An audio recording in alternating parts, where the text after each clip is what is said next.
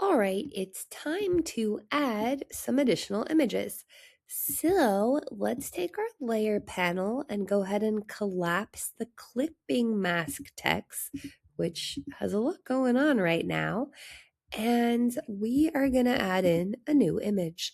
So hopefully you've selected that on, let's see, Unsplash or Pexel or somewhere copyright free.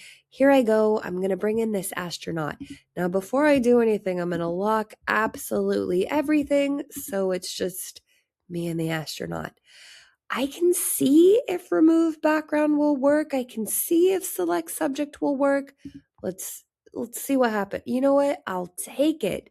If that didn't work, I was going to select, let me just show you what I was going to do. I was going to come over and use either the quick selection or the object selection tool.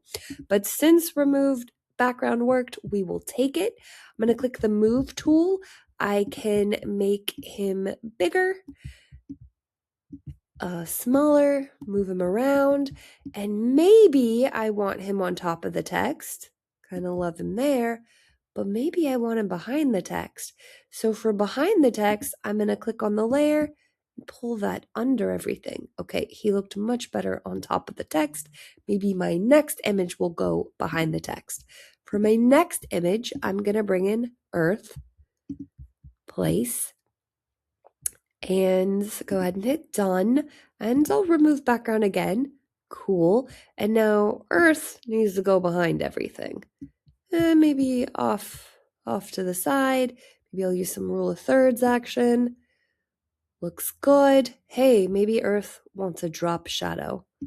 Would Earth have a drop shadow? Okay, I'm already starting to get a little messy.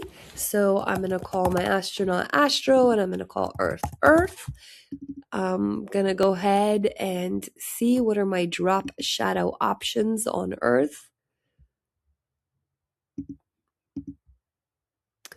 And I'm actually, I can disappear Earth. Okay, that was interesting. That's not what okay, it's blending Earth. That's not what I wanted to do. You know what? I'm going to leave Earth be. Earth is just going to be right there. And there I have my layered image on top and my layered image behind. All I need left is my text.